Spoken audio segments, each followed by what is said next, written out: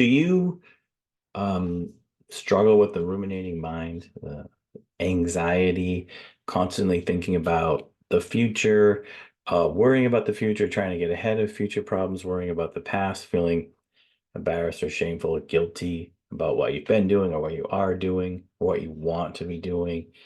Um, Probably yes, probably to some extent. I think everybody, it's a human condition, it's a human problem.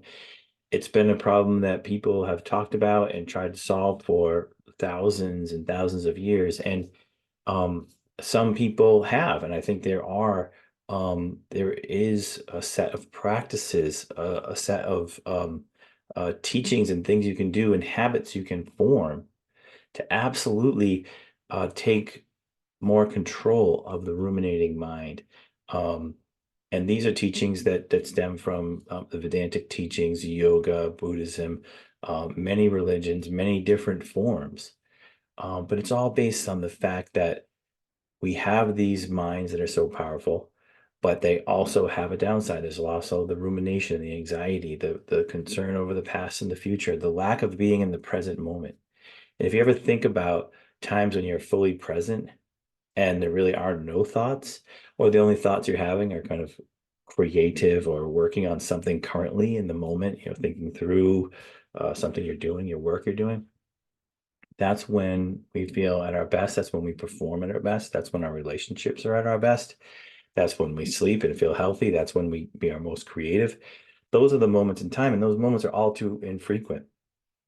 But there is a better way. There is a way to increase the frequency of those moments, to decrease the intensity of the times when we're ruminating and worrying about the past or the future, and increase the duration and the depth of when we feel at peace and calm and ease and creativity.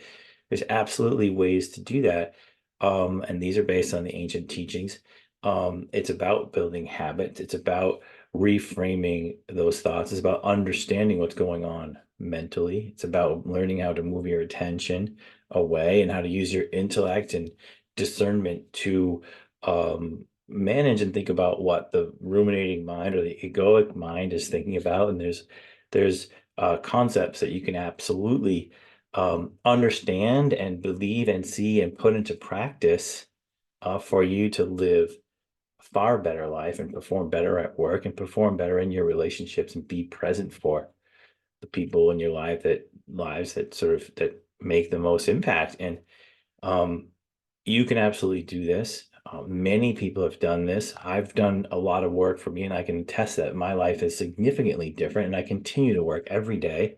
And I look forward to working every day because you go a little deeper every day, and things just get a little better every day. You become more and more reflective of your true self every day. And it's about building these habits. And it doesn't cost anything. You don't have to go anywhere. You don't have to take anything. You don't have to believe in anything that's kind of out there and strange. You don't have to do certain rituals or traditions.